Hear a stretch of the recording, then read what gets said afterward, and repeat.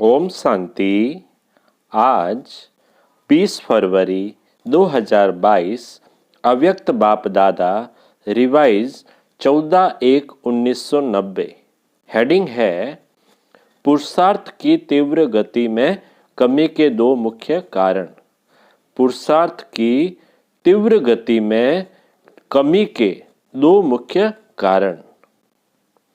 आज ब्राह्मणों के अनादि रचता बाप दादा विशेष अपनी डायरेक्ट समीप रचना, श्रेष्ठ रचना ब्राह्मण बच्चों को देख रहे हैं। बाप दादा की अति प्यारी रचना ब्राह्मण आत्माएं हो जो समीप और समान बनने के लक्ष्य को सदा स्मृति में रख आगे बढ़ रहे हो, तो आज ऐसी आदि रचना को विशेष रूप से देख रहे थे। सर्व तीव्र पुरुषार्थी और पुरुषार्थी दोनों की गतिविधि को देख रहे हैं। बाप दादा द्वारा मिली हुई श्रेष्ठ सहज विधि द्वारा कब तीव्र गति व कब तीव्र कभी कम गति दोनों ही प्रकार के ब्राह्मण बच्चों को देखा। पढ़ाई, पालना और प्राप्ति सबको एक जैसी एक द्वारा मिल रही है। फिर गति में अंतर क्यों? पालना, पढ़ाई और प्राप्ति सबको एक जैसी मिल रही है, फिर और एक द्वारा मिल रही है, फिर भी गति में अंतर क्यों? तीव्र पुरुषार्थी अर्थात फर्स्ट डिवीजन वाले और पुरुषार्थी अर्थात सेकंड डिवीजन में पास होने वाले। आज विशेष सभी का चार्ट चेक किया। कारण बहुत है, लेकिन विशेष दो कारण है। बाबा ने मुख्य इसके दो कारण बताए। चाहना सबकी फर्स्ट डिवीजन की है, सेकंड डिवीजन में आना कोई नहीं चाहता, लेकिन लक्ष्य और लक्षण दोनों में अंतर पड़ जाता है। विशेष दो कारण क्या देखे? एक, संकल्प शक्ति जो सबसे श्रेष्ठ शक्ति है, उसको यथार्थ रीति स्वयं प्रति व सेवा प्रति समय प्रमाण कार्य में लगाने की यथार्थ रीति नहीं है। दूसरा कारण, वाणी की शक्ति को यथार्थ रीति समर्थ रीति से कार्य में लगाने की कमी। इन दोनों में कमी का कारण है यूज के बजाय लूज। शब्दों में अंतर थोड़ा है, लेकिन परिणाम में बहुत अंतर पड़ जाता है। बाप दादा ने सिर्फ 3-4 दिन की रिजल्ट देखी, टोटल रिजल्ट नहीं देखी। हर एक की 3-4 दिन की रिजल्ट में क्या देखा? 50% अर्थात आधा आधा संकल्प और बोल में दोनों शक्तियों के जमा का खाता 50% आत्माओं का 40% और व्यर्थ व साधारण का खाता 60% देखा। तो सोचो जमा कितना हुआ? ज़्यादा वजन किसका हुआ? इसमें भी वाचा के कारण मनसा पर प्रभाव पड़ता है। मनसा वाचा को भी अपनी तरफ खींचती है। आज बाप दादा वाणी अर्थात बोल की तरफ विशेष अटेंशन दिला रहे हैं, क्योंकि बोल का संबंध अपने साथ भी है और सर्व के साथ भी है। और देखा क्या? मनसा द्वारा याद में रहना है, उसके लिए फिर भी बीच बीच में प्रोग्राम रखते हैं, लेकिन बोल के लिए अलबेलापन ज़्यादा है। इसलिए बाप दादा इस पर विशेष अंडरलाइन करा रहे हैं। 2 वर्ष पहले बाप दादा ने विशेष पुरुषार्थ में सेवा में आगे बढ़ने वाले महारथी आत्माओं को और सभी को 3 बातें बोल के लिए कही थी। कम बोलो, धीरे बोलो और मधुर बोलो। व्यर्थ बोलने की निशानी है वह ज़्यादा बोलेगा। मजबूरी से समय प्रमाण, संगठन प्रमाण अपने को कंट्रोल करेगा, लेकिन अंदर ऐसा महसूस करेगा जैसे कोई ने शांति में चुप रहने के लिए बांधा है। व्यर्थ बोल बड़े ते बड़ा नुकसान क्या करता है? एक तो शारीरिक एनर्जी समाप्त होती क्योंकि खर्च होता है, और दूसरा समय व्यर्थ जाता है। व्यर्थ बोलने वाले की आदत क्या होगी? छोटी सी बात को बहुत लंबा चौड़ा करेगा और बात करने का तरीका कथा मुहाफिक होगा। जैसे रामायण महाभारत की कथा इंटरेस्ट से सुनाते हैं ना, खुद भी रुचि से बोलेगा, दूसरे की भी रुचि पैदा कर लेगा, लेकिन रिजल्ट क्या होती?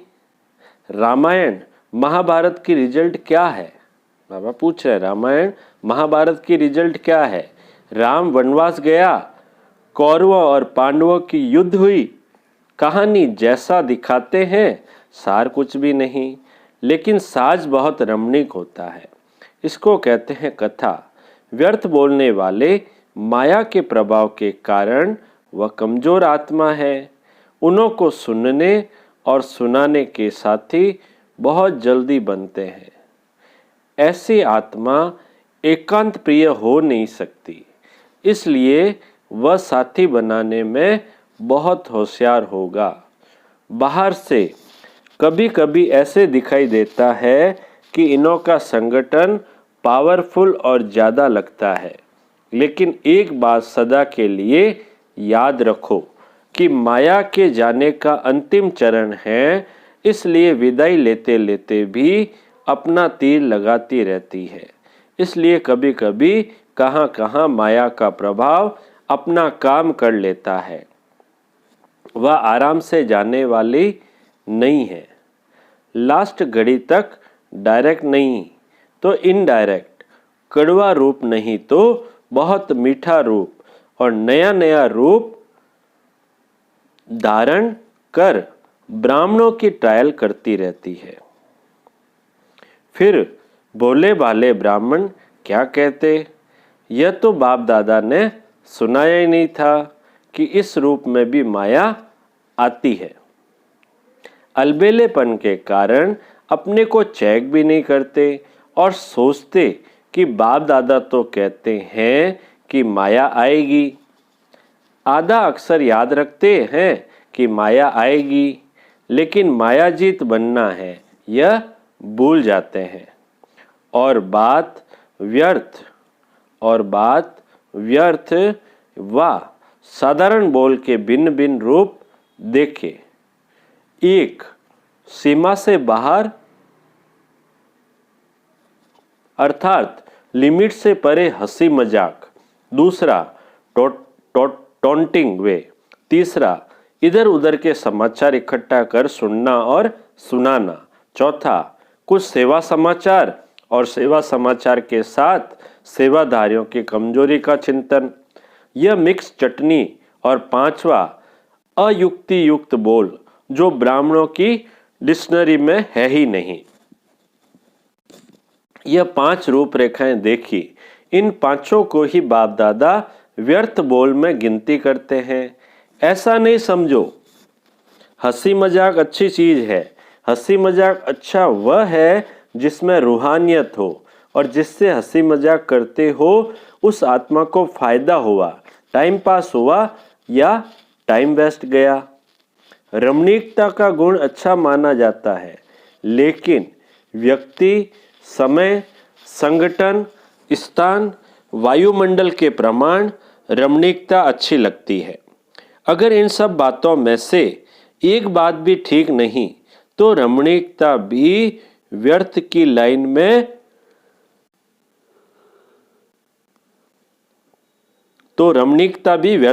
में गिनी जाएगी। और सर्टिफिकेट क्या मिलेगा कि हंसाते बहुत अच्छा है लेकिन बोलते बहुत है, तो मिक्स चटनी हो गई ना। तो समय की सीमा रखो। इसको कहा जाता है मर्यादा पुरुषोत्तम। कहते हैं मेरा स्वभाव ही ऐसा है। यह कौन सा स्वभाव है? बाप दादा वाला स्वभाव है, तो इसको भी मर्यादा पुरुषोत्तम नहीं कहेंगे, साधारण पुरुष कहेंगे। बोल सदैव ऐसे हो जो सुनने वाले चातक हो कि यह कुछ बोले और हम सुने। इसको कहा जाता है अनमोल महावाक्य। महावाक्य ज्यादा नहीं होते, जब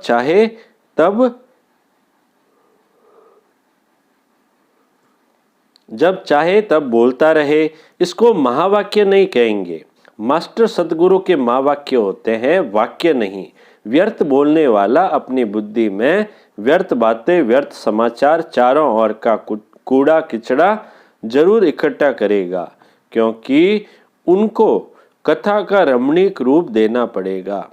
जैसे शास्त्रवादियों की बुद्धि है ना, इसलिए जिस समय और जिस स्थान पर जो बोल आवश्यक है, युक्ति युक्त है, स्वयं के और दूसरी आत्माओं के लाभ लायक है, वही बोल बोलो। बोल के ऊपर अटेंशन कम है, इसलिए इस पर डबल अंडरलाइन। विशेष इस वर्ष बोल के ऊपर अटेंशन रखो, चेक करो बोल द्वारा एनर्जी और समय कितना जमा किया और कितना व्यर्थ गया। जब इसको चेक करेंगे तो स्वतः ही अंतर्मुक्ता के रस को अनुभव कर सकेंगे। अंतर्मुक्ता का रस और बोलचाल का रस, इसमें रात दिन का अंतर है।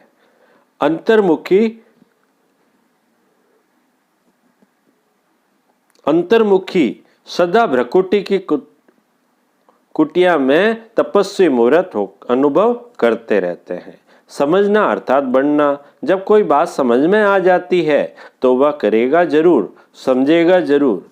टीचर्स तो है ही समझदार, तब तो भाग्य मिला है ना। निमित्त बनने का भाग्य, इसका महत्व अभी कभी कभी साधारण लगता है, लेकिन यह भाग्य समय पर अति श्रेष्ठ अनुभव करेंगे। किसने निमित्त बनाया, किसने मुझ आत्मा को इस योग्य चुना, यह स्मृति की स्वतः श्रेष्ठ बना देती है। बनाने वाला कौन? अगर इस स्मृति में रहो तो बहुत सहज निरंतर योगी बन जाएंगे। सदा दिल में बनाने वाले बाप के गुणों के गीत गाते रहो तो निरंतर योगी हो जाएंगे। यह कम बात नहीं है। सारे विश्व की कोटों की कोट अर्थात करोड़ों आत्माओं में से कितनी निमित्त टीचर्स बनी हो। ब्राह्मण परिवार में भी टीचर्स कितनी हैं, तो कोई में कोई हो गई ना। टीचर्स अर्थात सदा भगवान और भाग्य के गीत गाती रहे। बाप दादा को टीचर्स पर नाज होता है, लेकिन राजयुक्त टीचर्स पर नाज होता है। अच्छा, प्रवृत्ति वाले भी मजे में रहते हैं ना। मूंझने वाले हो या मजे में रहने वाले हो, ब्राह्मण जीवन में हर सेकंड तन मन धन जन का मजा ही मजा है। आराम से सोते हो, आराम से खाते हो, आराम से रहना, खाना, सोना और पढ़ना। और कुछ चाहिए क्या? पढ़ना भी ठीक है, या अमृत वेले सो जाते हो। ऐसे कई बच्चे करते हैं। कहेंगे सारी रात जाग रहे थे, सुबह को नींद आ गई। या एक सेवा करेंगे तो अमृत वेले को छोड़ देंगे। तो जमा क्या हुआ? एक्स्ट्रा जमा तो हुआ नहीं। एक तरफ सेवा की, दूसरे तरफ अमृत वेला मिस किया, तो क्या हुआ? लेकिन नेमीनाथ मुहाफिक ऐसे जुटका खाते नहीं बैठना। वह टीवी बहुत अच्छी होती है।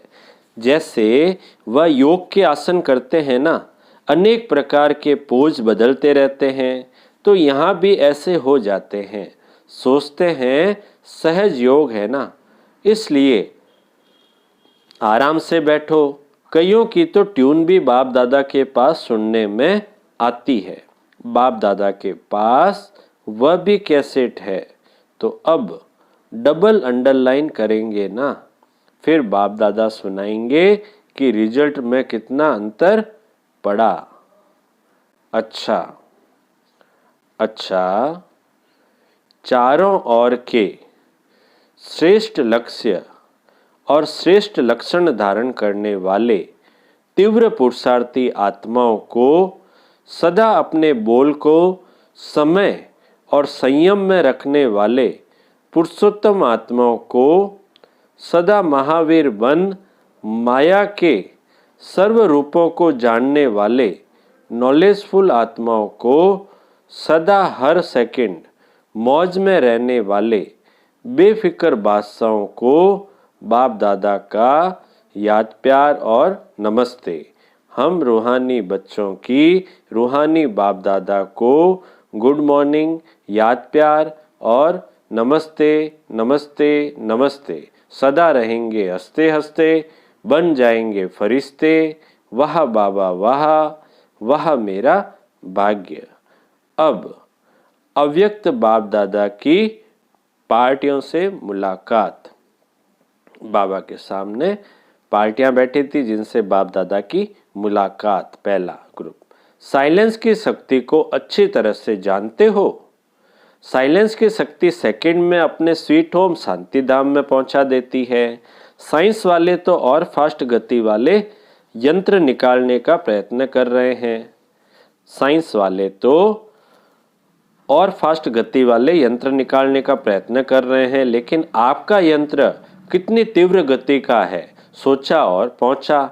ऐसा यंत्र साइंस में है जो इतना दूर बिना खर्च के पहुंच जाए। वो तो एक एक यंत्र बनाने में कितना खर्चा करते हैं, कितना समय और कितनी एनर्जी लगाते हैं। आपने क्या किया? बिना खर्चे मिल गया। यह संकल्प की शक्ति सबसे फास्ट है। आपको शुभ संकल्प का यंत्र मिला है, दिव्य बुद्धि मिली है, शुद्ध मन और दिव्य बुद्धि से पहुंच जाते हो। जब चाहे तब लौट आओ, जब चाहो तब चले जाओ। साइंस वालों को तो मौसम भी देखनी पड़ती है, आपको तो यह भी नहीं देखना पड़ता कि आज बादल है, नहीं जा सकेंगे। आजकल देखो, बादल तो क्या थोड़ी सी फागी भी होती है तो भी प्लेन नहीं उड़ सकता।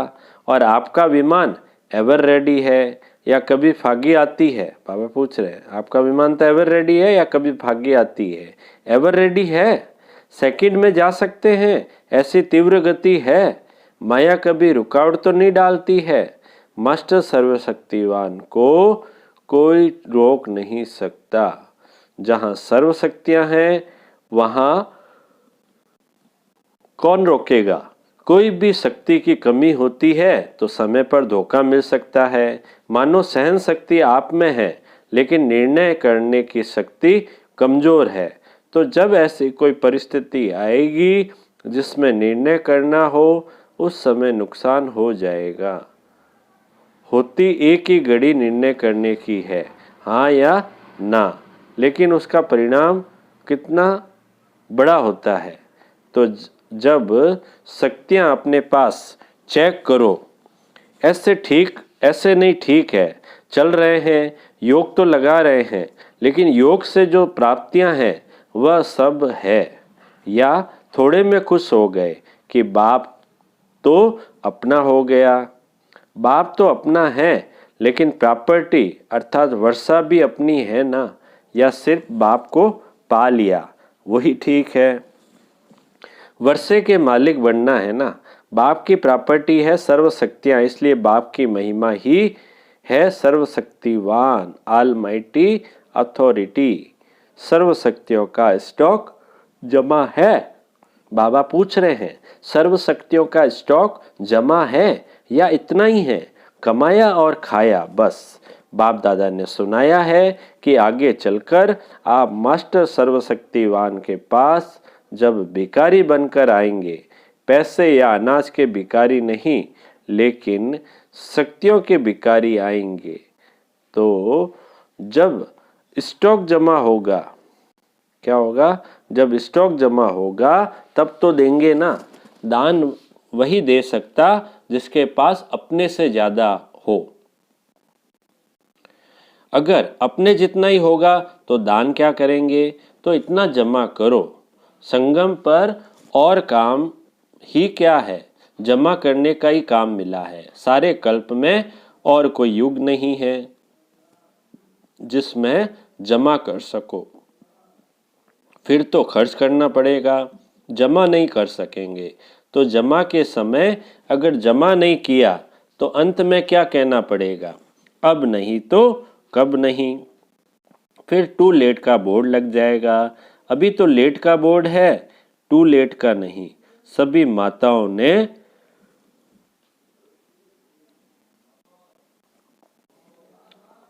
माताओं ने इतना जमा किया है, शिव शक्तियां हो या घर की माताएं हो। शिव शक्ति कहने से शक्तियां याद आती है। किन माताओं को बाप ने शिव शक्तियां बना दिया है? अगर कोई शक्ल आकर देखे तो क्या कहेंगे? ऐसी शक्तियां होती है क्या? लेकिन बाप ने पहचान लिया कि वह आत्माएं शक्तिशाली है। बाप तो आत्माओं को देखता है, न बुढ़ा देखता, न जवान देखता, न बच्चा देखता। आत्मा तो बुढ़ी व छोटी है ही नहीं। तो यह खुशी है ना कि हमको बाबा ने शिव शक्ति बना दिया। दुनिया में कितनी पढ़ी लिखी माताएं हैं, लेकिन बाप को गांव वाले ही पसंद है। क्यों पसंद है? सच्चे दिल पर साहेब राजी। बाप को सच्चे दिल प्यारी लगती है। जो बोले होंगे उन्हें झूठ कपट करने नहीं आएगा।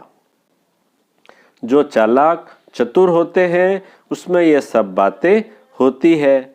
तो जिसकी दिल भोली है अर्थात दुनिया की मायावी चतुराई से परे है, वह बाप को अति प्रिय है।